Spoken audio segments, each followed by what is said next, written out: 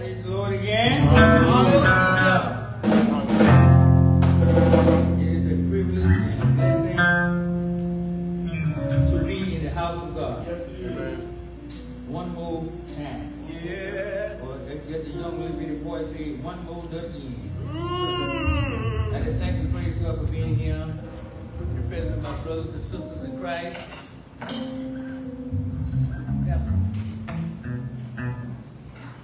And I thank and praise God for each and every one of you.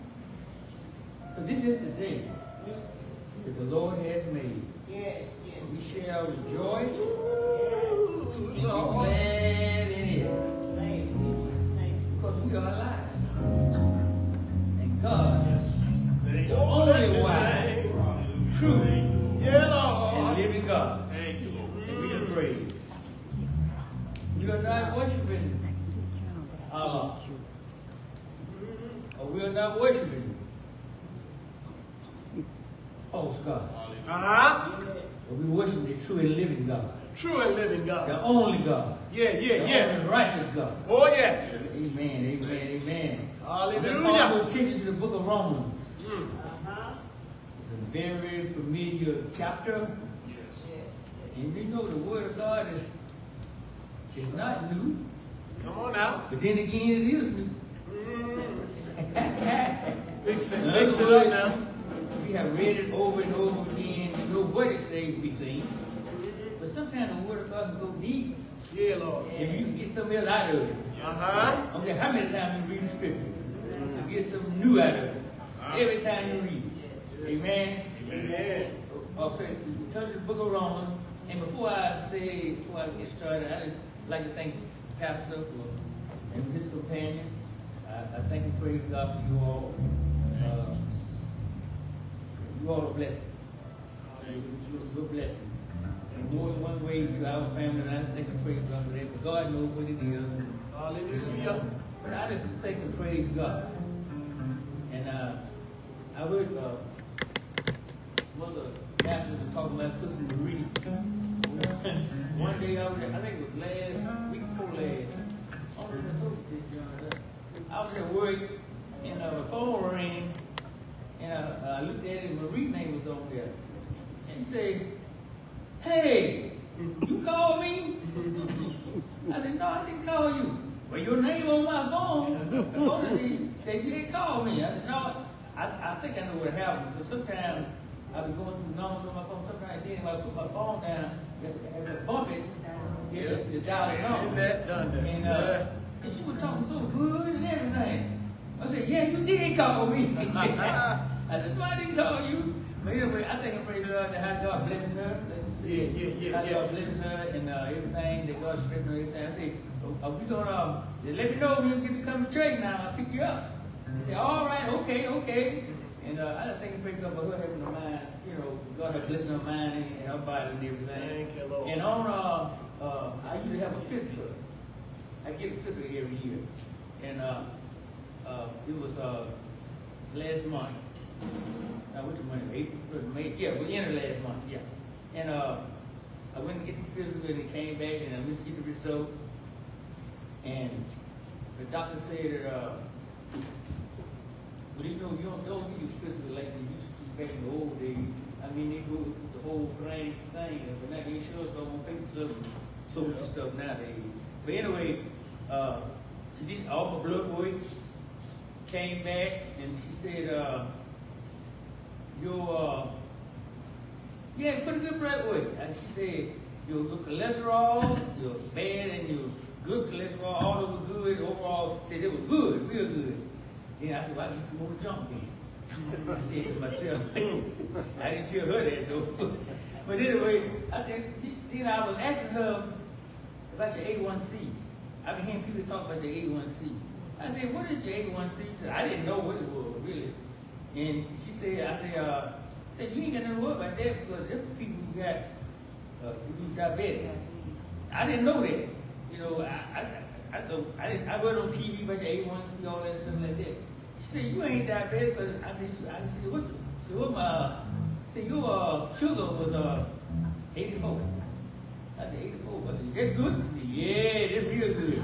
Now, the last last time I went last year, it was 101. She said it was a little hot. She said it was a little hot. I guess it would be in the 80s or the 90s or something like that. But anyway. But when I looked it up on myself, that was good, 101. Good. Yeah, I need some more junk in. That's what I be saying. But I think praise God for everything. And I think she said one thing that was a little high that she was, I think about vitamin D. Vitamin D. I mean, just a little. She told me, well, see, I take vitamin pills too. I go to the store and get vitamin D and vitamin B12. I take those for vitamins, you know.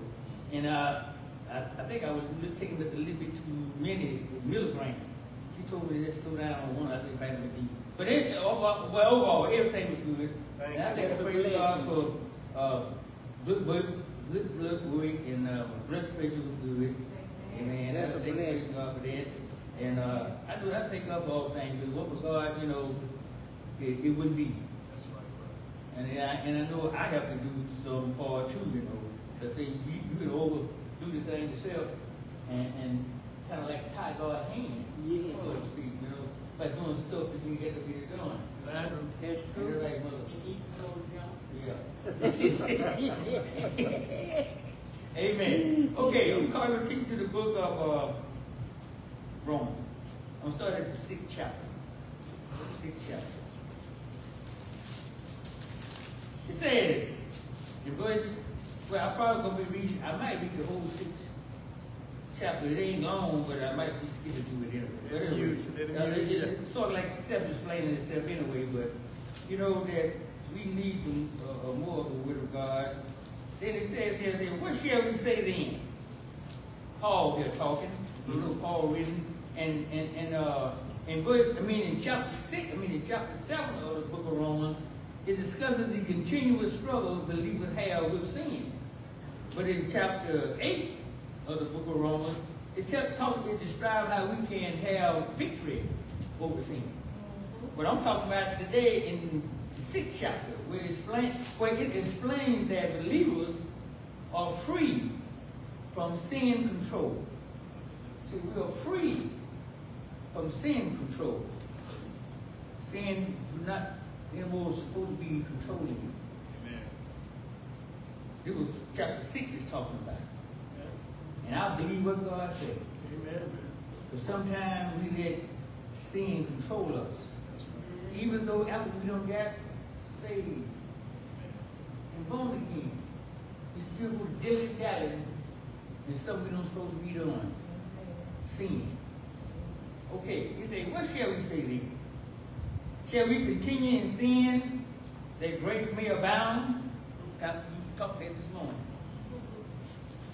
We shall not continue in sin that grace may abound. If grace came, you're supposed to do what? Continue in grace, not in sin. The sin is here. And the word sin is another word derived from the word of disobedient. When we disobey God, that's S-I-N.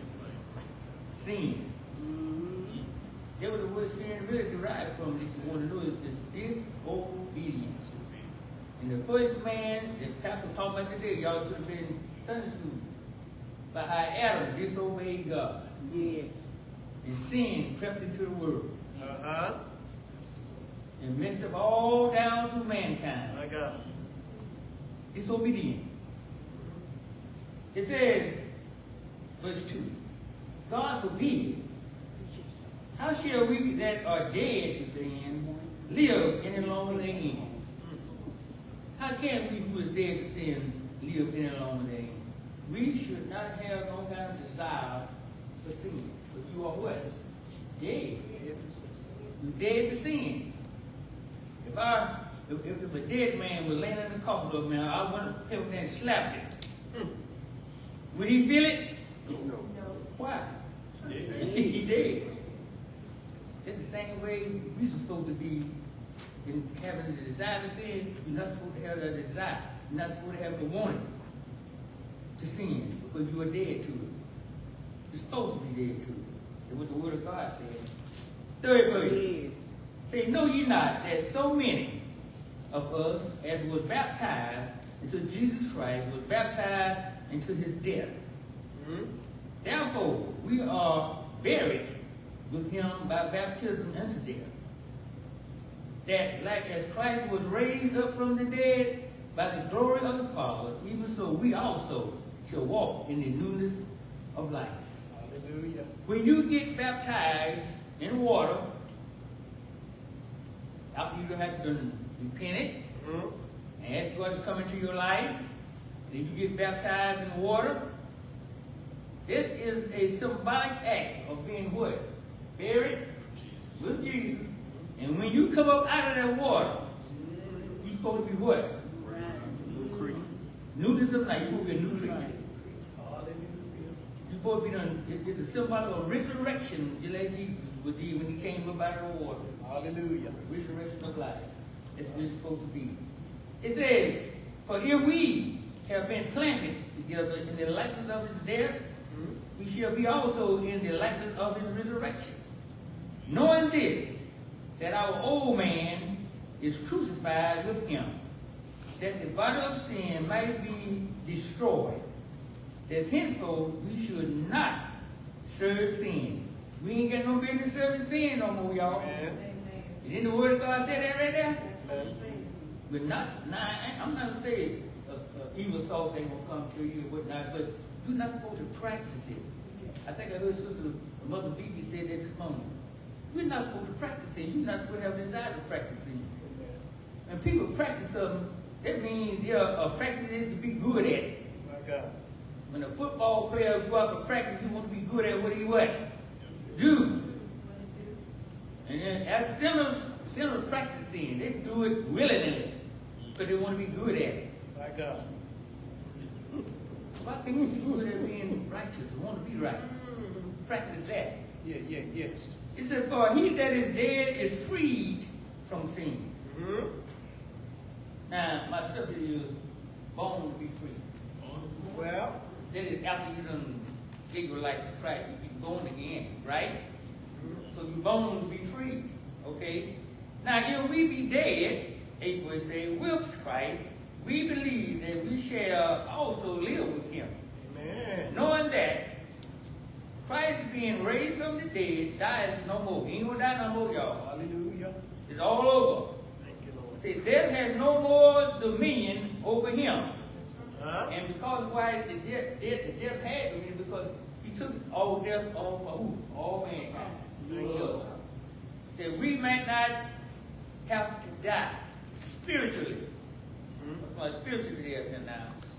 But you're going to die physically death. Amen. But I'm talking about spiritual death. Yes. That's the most important part. Spiritually. Dying.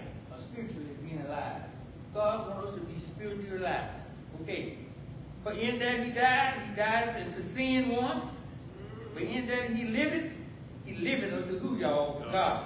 That's what he wants us to do. We are supposed to be living unto God. Yes. Not the devil. Hallelujah. Not anymore. Because you was born to be free. Thank you, Lord. That was second birth. Spiritual life was the second birth. Now, say likewise, reckon you also yourselves to be dead indeed to sin, but alive to God through Jesus Christ our Lord. Yeah. One time I preached that particular scripture, I said, God He wanted you to be dead and alive. He wanted you to see both of them. Y'all remember that cowboy preacher used to come on TV called Wanted, Dead or Alive? He said dead or alive. But this is Jesus wants you dead and alive. See the difference? He don't want you dead or alive. He wants you dead and alive. Jesus wants you dead and alive. He wants you to be what? Alive to Christ, but dead to sin. You can be both of them. Big stick. Both of them. Now, 12 verse says, let not sin therefore reign in your mortal body, that you should obey it in the lust thereof. Or other words, you say, let not sin therefore be king in your life. Sin is a killer. So what do we kill? It destroys. Mm-hmm. See, that's what the devil come to do. Steal, kill, and destroy you. That's the word. Amen. Say, neither yield your members as instruments of unrighteousness unto sin. Mm-hmm. Your members could be anything, your hand, your eyes, your heart, whatever. Your members of your body. It says, yield yourself unto God as those that are alive from the dead, and your members as instrument of righteousness unto God. Thank you, Lord. For sin shall not have dominion over you, for you are not under the law, but under grace. Now, Jesus says sin shall not have dominion. When Jesus Christ, when God sees us now as we've been born again, He don't see you as a sinner no more. That's like God, but He's looking through Jesus, the blood, Jesus Christ. He's looking through that, seeing you as a child of God, as a saint. Thank you, Lord. You see what I'm saying? It's because of Jesus now. Because of Jesus. It's because of what Jesus did. Hallelujah. He gave His life for you, Brother Hall. Now, and when you accepted Jesus Christ, and what now God see, He don't see you as a sinner, but He see you as a saved, sanctified son. Yes, yes. Thank you, Lord. Because He's looking through the blood of His Son Jesus Christ. Yes. It's the only way any one of us can God called us sons and daughters now. But He's looking through the blood. The blood got power. Yes, Blood yes. got power. Oh, yes, it Say, does. 50 but say, what then shall we say? Because we are under the law, but under grace. God forbid. Mhm. Know ye not that to whom you yield yourself servant to obey, His servant ye are, to whom you obey, whether of sin unto death or of obedience unto righteousness. Well, if you started sinning, you are a servant of who? The devil. But when you start doing righteousness, you are a servant of God. Amen. 17 verse says, but God be thanked that you were the servant of sin, but you have obeyed from the heart, obeyed from the heart that form of doctrine which was delivered. Now, when you heard the doctrine of the gospel, you believe it, and then you turn from being a sinner to a saint. Hallelujah. But what changed your heart? What you heard through the gospel of Jesus Christ, the doctrine of God. You got a lot of doctrines out there, but it ain't but one true doctrine. That's the doctrine of Jesus Christ. It's the only one that you won't save. The only one.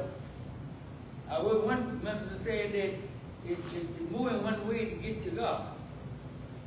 Well, according to the Bible I read, it ain't but one way. That's it. And Jesus said He was the what? Wait. Hey. The truth and the life. That's right. I don't know where that minister was coming from. But he keep on preaching that. I know where he's going. That's right. Verse 19. It says, I speak after the manner of men because of the infirmity of your flesh. But as you have yielded your members, servants to uncleanness and to iniquity, unto iniquity, even so, now yield your members servants to righteousness, unto holiness. God wants us to yield our members to holiness. He wants us to be right. He wants us to speak right, talk right, walk right. He just wants us to live right. Yes, Yes. sir. Yes. The threefold man, Hallelujah. body, soul, and spirit. Now, your body will not be changed until Jesus comes back. So your spirit, which is born again, will have to keep your body under subjection. Your body might want to steal, the hand might want to grab something you ain't got no business. But your spirit man got to say, you can't do that. Hallelujah. You can't do it. You may want to look at some pornography, Brother Hall, with your eyes. But your spirit man got to say, you can't do that. You're the spirit man. And see, the spirit man, you got to be strong. The only way you're going to be strong, you got to eat what? The spirit, the word of God, which is spirit food. But Amen. if you don't eat the word of God, spirit food, your spirit man going to be weak. With the Holy Ghost, you say, well, I got the Holy Ghost to help. Yeah, but if you don't study nothing, how can the Holy Ghost help you if you ain't studied the word? Did the Bible say the Holy Ghost say what? Help them? You got to do something. Hallelujah. Come on. God ain't gonna do it. God don't do what he gonna do. He don't need all what he gonna do. He down, he's sending helper back here for it. But you sit there and don't study the word of God. When the devil comes to you, you don't know what to say. How does the Spirit of God help you? My God. You can't do it. Okay, it said,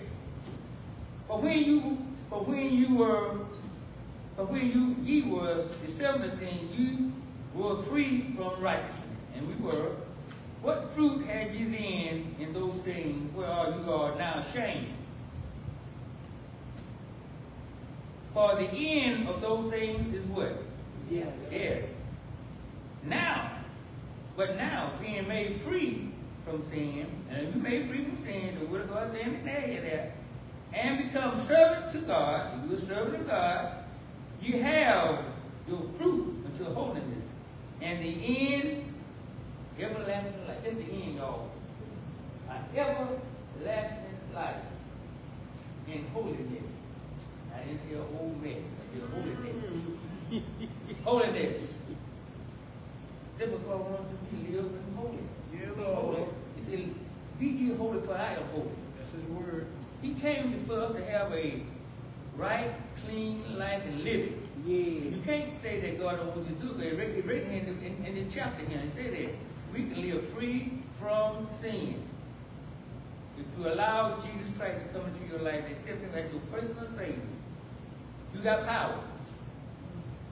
And you know the last word they say, for the wrath of God, for the wages of God, the wages of sin is what? Yeah. You gonna die. Amen. Now, you're going to die spiritual death, and you're going to die physical death. But you're going to die if you let sin.